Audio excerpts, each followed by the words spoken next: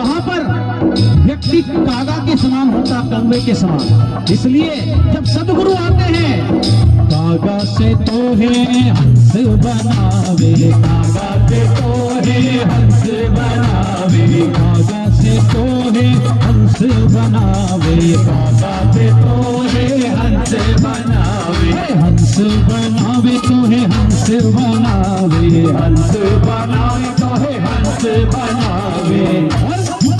मिट जाए तन के दागरे वो तेरी अच्छी बनेगी, मिट जाए तन के दागरे तेरी अच्छी बनेगी, तन के संग लागरे वो तेरी अच्छी बनेगी, तन के संग लागरे वो तेरी अच्छी बनेगी, तन के संग लागरे वो तेरी अच्छी बनेगी, तन के संग लागरे तेरी अच्छी बनेगी, संतन के संग लागरे तेरी अच्छी बनेगी, संतन के संग लागरे तेरी अच्छी बनेगी।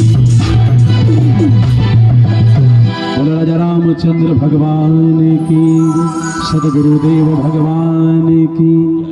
लेकिन संतन, जो संत के पास में हम सत्संग सुनने के लिए जाते हैं, सत्संग, तो हमें कौन नहीं जाने देता है। ये वासना रूपी जो वासनाएं हमारी, वो हमें अंदर सत्संग में प्रवेश नहीं करने देती है। ये वासनाएं, क्योंकि एक व्यक्ति था, अंधा व्यक्ति था, और अंधा व्यक्ति एक 84 लाख दरवाजों वाला एक घर था, उस घर में गया। जब प्रवेश तो कर लिया, लेकिन बाहर कैसे निकले वो। इसलिए उसने सोचा कि दीवार के सहारे मैं चलता जाऊं। दीवार के सहारे चलने लगा, और दीवार के सहारे चलते जैसे ही मेन गेट पर पहुंचता है कि उसे वासना रूपी खुजली चलती है। वासना रूपी जैसे ही खुजली चली कि तुरंत उसने अपने सिर में खुजाया, और खुजाया कि वो दरवाजा निकल गया। उसी प्रकार 84 लाख योनियों का ये एक शहर है, इसमें हम आते हैं, और जब आते हैं और तब हमें मनुष्य में जन्म मिलता है, मनुष्य देह मिलती है। मनुष्य की जब देह मिलती है, उसमें हम अगर वासनाओं में लगे रहते हैं, जब वासना में लगे तो दरवाजा छूट जाता है भगवान के घर का, हम भगवान के घर नहीं पहुंचते हैं। ये क्या है? ये संसार की रीति है। अगर मान ली आप संसार को मानते हैं, संसार में हर व्यक्ति अपना कार्य करता है, लेकिन कुछ दिन तक याद रखता है, उसके बाद भूल जाता है। कुछ समय तक याद रखता है, इसके बाद भूल जाता है। यही तो विधि का विधान है। आया है सो जाएगा राजा रंग फकीर, आया है सो जाएगा राजा रंग फकीर। कोई सिंहासन चढ़ चला, कोई बंधा जंजीर। ये भगवान की माया है। जो भी आता है वो जाता है। जिसका जन्म हुआ उसकी मृत्यु अवश्य होगी, और जिसकी मृत्यु हुई उसका जन्म भी अवश्य होगा। मृत्यु वही प्राणी नाम धुआ। अगर कोई सत्य है तो केवल एक ही सत्य है, वो है मृत्यु। क्योंकि मृत्यु सबकी होनी है, एक दिन सबकी मृत्यु होनी है। और जाकर के क्या करते हैं परिवार वाले? अपना दायित्व निभाते हैं। चुन चुन के लकड़ियों पे रख दे तेरे बदन को, चुन चुन के लकड़ियों पे रख दे तेरे बदन को। आकर के खुद उठा ले तेरे बदन को। दे देगा आग तुझ में, दे देगा आग तुझ में। बेटा जो घास होगा वो गज कफन का टुकड़ा तेरा लिबास होगा। जो गज कफन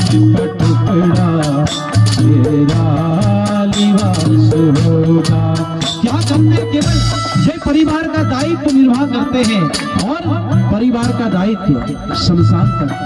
3 प्रकार का वैराग्य होता है। एक वैराग्य होता है शमशान वैराग्य, एक मरकट वैराग्य और एक सच्चा वैराग्य। सबसे पहले मरकट वैराग्य। मरकट वैराग्य किसको कहते हैं? मरकट माने बंदर, बंदर की तरह वैराग्य है। कैसा? जिस प्रकार बंदर एक डाली पर ज्यादा देर नहीं बैठता है, एक डाली पर ज्यादा देर नहीं बैठता है, उसी प्रकार वैराग्य आता है कुछ देर के लिए। मान लीजिए घर में कुछ खटपट हुई, अब सोचते हैं कि अब हमको भगवान के धाम को जाना है, वृंदावन धाम जाना है, हमें हरिद्वार जाना है, वहां रहकर भगवान का संकीर्तन करेंगे, इसके अलावा कुछ नहीं है, परिवार में सब पराये हैं, कोई अपना नहीं है। इस प्रकार विलाप करते हुए वो स्टेशन की तरफ बढ़ते हैं। स्टेशन की तरफ बढ़ते हैं, जाते स्टेशन पर, फिर तुरंत उनको पोते की याद आ जाती है। बोले ठीक है, ये सब तो ठीक है, लेकिन ये तो बोलता भी नहीं, दादा दादा कहता है, चलो कम से कम इसके सहारे ही जी लेंगे। फिर वापस घर आ जाते हैं।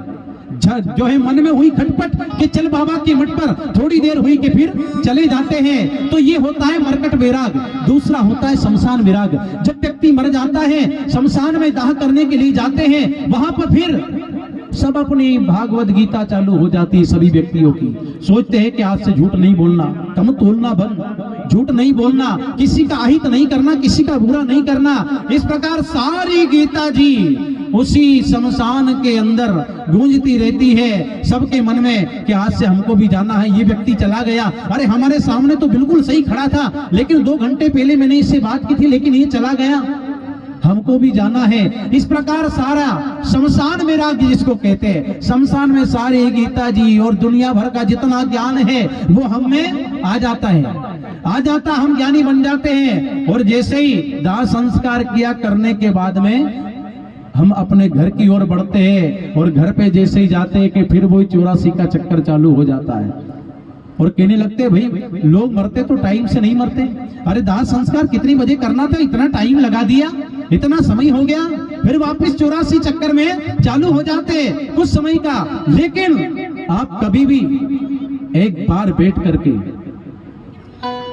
बैठ करके शांत होकर के एकांत चित्त में बैठ करके भगवान का ध्यान करना, और आप कभी सोचना कि मुझे इस पृथ्वी पर किस लिए भेजा है, भगवान ने मुझे मनुष्य देह क्यों दी है, एक बार इस पर विचार करना, तो आपके मन से केवल एक ही आवाज निकलेगी, और वो निकलेगी, चल रे हंसा अमर लोक को, यहाँ कोई नहीं तेरा है, जग वालों का हुआ अंधेरा, अपना हुआ सवेरा है। कोई नहीं है, अपने कर्तव्यों का निर्वाह करते रहिए। अपने कर्तव्य को निर्वाह करते हुए इस मनुष्य जन्म में आए तो आपका कर्तव्य कर्मी बनता है।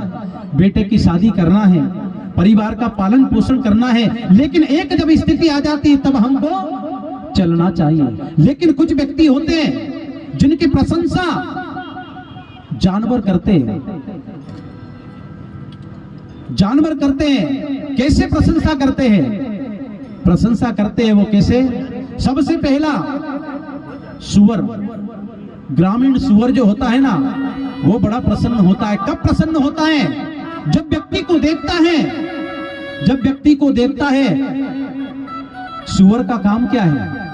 केवल पेट भरना, इधर उधर से पेट भरता है, केवल पेट भरने का काम है सुअर का, दूसरा कोई काम नहीं है। इसलिए जब व्यक्ति को देखता है, ऐसे व्यक्ति को सुअर देखता है कि केवल ये पेट भरने का काम करता है, इधर से आया गटक गया, उधर से आया गटक गया, जिधर से आया सारा का सारा गटक लिया, केवल पेट भरना, उसे देख करके सुअर बड़ा प्रसन्न होता है महाराज, बड़ा प्रसन्न होता है। कहता है कि ये तो अपनी बिरादरी का व्यक्ति है, अरे इसका भी काम पेट भरना है और हमारा भी काम पेट भरना है। दूसरा प्रशंसक कुत्ता, श्वान, कुत्ता प्रशंसक है। कुत्ता जब व्यक्तियों को देखता है कि आपस में लड़ते झगड़ते हैं, वो उसको गाली दे रहा, वो उसको अपशब्द कहता है, इस प्रकार जब लड़ते हैं तब कुत्ता भी बहुत प्रसन्न होता है, क्योंकि हमारा भी काम यही है, लड़ते रहना, और इनका भी काम यही है। तीसरा है गधा। गधा प्रसन्न होता है। पहली बात तो गधे को कोई पुरस्कार नहीं दिया गया आज तक कोई गधे को पुरस्कार नहीं मिला। गधा जब देखता है व्यक्ति को कि जो जिंदगी भर अपने परिवार का बोझा ढोने में लगा रहता है, इधर से उधर, ये किया, बेटी का विवाह कर दिया, उसके बाद भी परिवार का पालन पोषण करता रहता है, अपने कर्तव्यों को ही करता रहता है, जो आया है, जिसने जन्म दिया है, उसको भूल जाता है। तो गधा देख करके उसे प्रसन्न होता है, बोले मैं भी बोझा ढोने का काम करता हूं, ये भी बोझा ढोता महाराज। और चौथा प्रशंसक है ऊंट। अब ऊंट की खासियत क्या है? ऊंट की गर्दन लंबी होती है।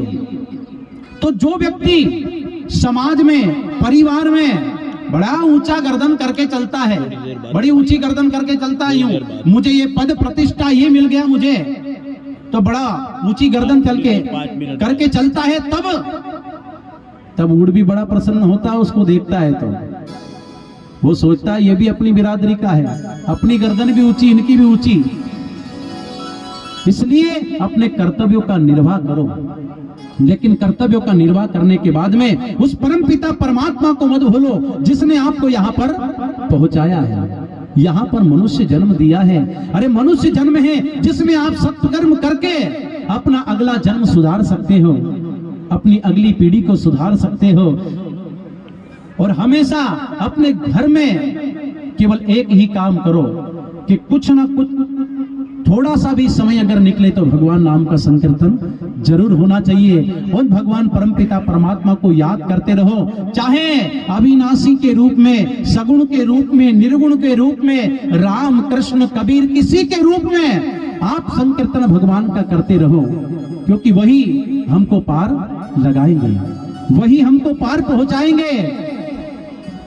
इनके अलावा दूसरा कोई नहीं है। परिवार वाले तो शमशान तक सारा काम कर देते और चले जाते हैं, उत्तर कार्य कर दिया चले गए, लेकिन अपना जो काम है वो क्या है कि पुण्य कमाओ, पुण्य अर्जन करो, सत्कर्म करो, सत्य सत्कर्म तत्पर रहो, हमेशा सत्कर्म करने के लिए तत्पर रहो। केवल भगवान का संकीर्तन ही सार है इस जग का, कि नाम संकीर्तनम यस्य सर्व पाप प्रणाशनम प्रणामो दुख समन तम नमामि हरिम परम। और संकीर्तन भी किसी स्थिति में कृष्ण गोविंद गोपाल गाते चलो, कृष्ण गोविंद गोपाल गाते चलो, मन को विषयों से हरदम हटाते चलो, मन को विषयों से हरदम हटाते चलो, कृष्ण गोविंद गोपाल गाते चलो, कृष्ण गोविंद गोपाल गाते चलो, विषयों से हरदम हटाते चलो, मन को विषयों से हरदम हटाते चलो। देखना इंद्रियों के न घोड़े अड़े, देखना इंद्रियों के न घोड़े अड़े, देखना इंद्रियों के न घोड़े अड़े, देखना इंद्रियों के न घोड़े अड़े, उनमें हरदम ये संयम के घोड़े पड़े, उनमें हरदम ये संयम के घोड़े पड़े, उनमें हरदम ये संयम के घोड़े पड़े, उनमें हरदम ये संयम के घोड़े पड़े। अपने रथ को सुमारक चलाते चलो, कृष्ण गोविंद गोपाल गाते चलो, कृष्ण गोविंद गोपाल गाते चलो।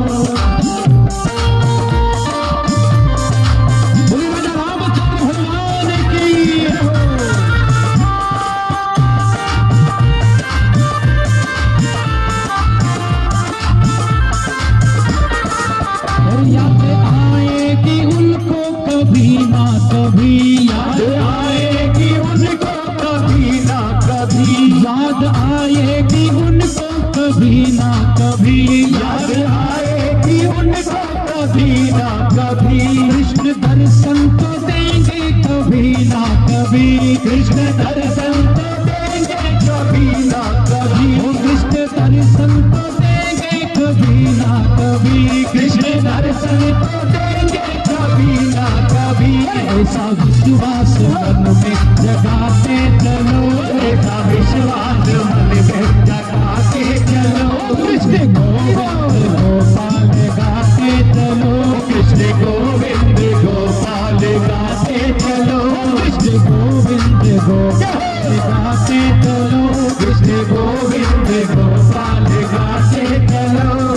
गोविंद गोपाल गाते चलो। बोले कृष्ण कन्हैया लाल की जय हो। तो इसलिए हमेशा भगवान का संकीर्तन करना, उनको कभी नहीं भूलना, क्योंकि आपको ये तन दिया है। क्योंकि मैं नहीं, मेरा नहीं है, तन किसी का है दिया। अपने पास जो धन है वो धन किसी का है दिया। मैं नहीं, मेरा नहीं, यह तन किसी का है दिया। जो भी अपने पास है वो धन किसी का है दिया। और देने वाले ने दिया वह भी दिया किस शान से। लेने मेरा है यह लेने वाला कह उठा अभिमान से। मैं मेरा यह कहने वाला मन किसी का है दिया। मैं नहीं, मेरा नहीं, यह तन किसी का है दिया। ये हम समझते कि मेरा शरीर है, लेकिन शरीर अपना नहीं है। क्षिति जल पावक गगन समीरा पंच रहित यह अदर शरीरा। 5 तत्वों से बना हुआ शरीर है, ये विलीन हो जाएगा। केवल सत्य है तो आत्मा है, अजर अमर अविनाशी है, जिसका किसी भी काल में विनाश नहीं होता। नैनम छिंद्राणि सत्राणि नैनम दहति पावकः। आत्मा को शस्त्र काट नहीं सकता, अग्नि सुखा नहीं सकती, जल गला नहीं सकता। ये आत्मा अजर अमर है। एक शरीर, जिस प्रकार हम शरीर वस्त्र पहनते, नए नए कपड़े पहनते, पुराने होंगे उनको बदल देते हैं, नए फिर पहन लेते हैं, उसी प्रकार जीवात्मा भी अजर अमर अविनाशी है, जिसका किसी भी काल में विनाश नहीं होता। वह केवल एक वस्त्र से दूसरा वस्त्र परिवर्तित करती, बदलती है, एक शरीर से दूसरे शरीर में प्रवेश करती है, क्योंकि आत्मा अजर अमर अविनाशी है और हमेशा वही सत्य है। और सत्य केवल भगवान। केवल सत्य क्या है? सत्य व्रतम सत्य परम सत्यम सत्यम योनिम निहितम च सत्य सत्य सत्य व्रत सत्य नेत्रम सत्यात्मकम त्वाम शरणम प्रपन्ना। केवल सत्य ही सब कुछ है। जब सृष्टि प्रारंभ नहीं हुई तभी भी सत्य था केवल, और जब सृष्टि है तब भी सत्य, और जब सृष्टि नहीं रहेगी, सृष्टि विलय हो जाएगा सृष्टि का, तब भी केवल सत्य ही बचेगा, और वो सत्य केवल परमात्मा है। सत्य माने परमात्मा। और दूसरा होता चित, जिस भगवान को कहते सच्चिदानंद। भगवान का नाम है सच्चिदानंद, जिसमें सत्य दूसरा चित। चित मतलब होता है प्रकाश। चित माने होता है प्रकाश, जो यहां से प्रकाश प्रदान करता है, जो हमको बोलने की शक्ति देता है। हम में जरा सा भी सामर्थ्य नहीं है। अगर परमपिता परमात्मा हमको शक्ति नहीं देता है, उसके सहारे ही हम बोलते हैं, केवल उसके सहारे, दूसरे के सहारे नहीं, केवल उस परमपिता परमात्मा, और वो हमारे अंदर बैठा हुआ है। ईश्वर अंश जीव अविनाशी चेतन अमल सहज सुख राशि। केवल ईश्वर का अंश जीव है और इसमें जीवात्मा प्रवेश। वह जीवात्मा केवल इधर से उधर बदलती रहती शरीर।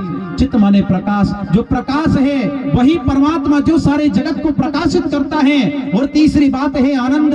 आनंद माने वो परमात्मा, परब्रह्म परमात्मा।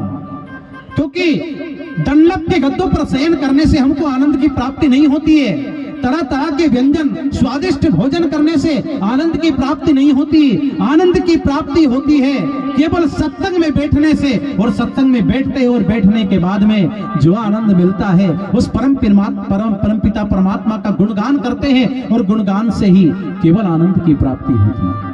तो हमें उनका गुणगान करना चाहिए, परम पिता परमात्मा का। आप सभी यहाँ पर उत्तर कार्य में उपस्थित हुए हैं, भोजन भी प्रारंभ हो गया है। तो आइए एक भगवान का भजन करते हुए और दूसरी आरती की तैयारी, आरती करते हुए अब चालू करते हैं। बोले कृष्ण कन्हैया लाल की जय।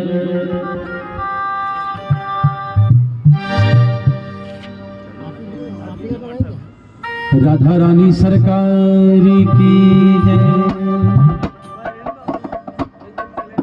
और श्याम रंग में रंग गई राधा, श्याम रंग में रंग गई राधा, भूली सुध बुध सारी।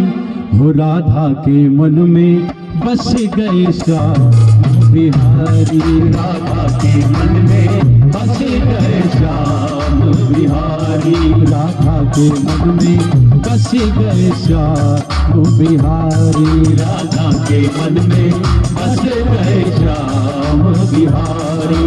श्याम रंग में रंग गई राधे, श्याम रंग में रंग गई राधे, श्याम रंग में रंग गई राधे, श्याम रंग में रंग गई राधे, भूली सुध बुध सारी। राधा के मन में बस गए श्याम बिहारी, राधा के मन में बस गए श्याम बिहारी।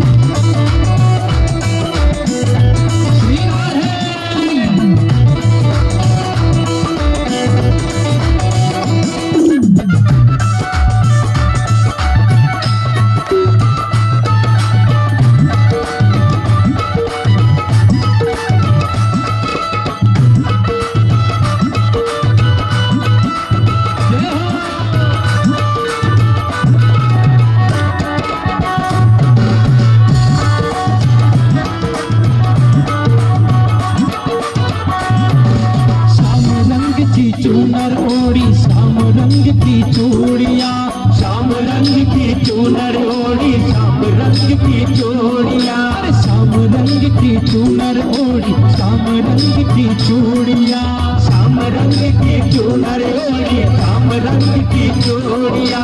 अंग अंग में श्याम सनाए मिट गई सारी दूरिया, अंग अंग में श्याम समाए मिट गई सारी दूरिया। कान में कुंडल गलवे जलती, हर कान में कुंडल गलवे जलती, माला लागे प्यारी। राधा के मन में बस गए श्याम बिहारी, राधा के मन में बस गए श्याम बिहारी।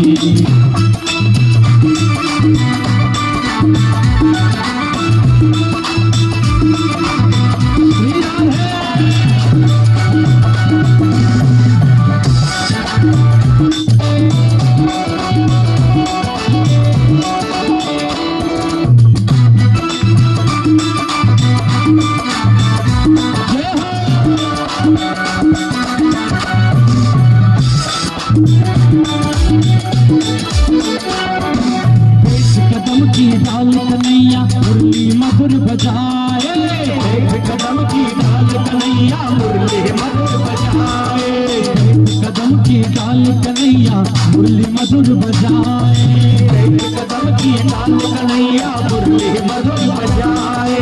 साज सतारे मुरली की धुन राधा राधा गाए, साज सतारे मुरली की धुन राधा राधा गाए, साज सतारे मुरली की धुन राधा राधा गाए, साज सतारे मुरली की धुन राधा राधा गाए। अरे इस मुरली की तान पे जाऊं, इस मुरली की तान पे जाऊं, इस दुनिया की तान पे जाऊं, इस मुरली की तान पे जाऊं, ये दुनिया बलिहारी।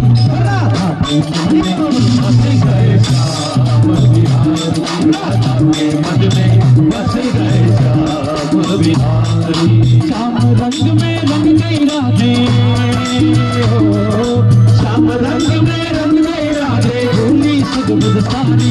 राधा के मन में बस गए श्याम बिहारी, राधा के मन में बस गए श्याम बिहारी।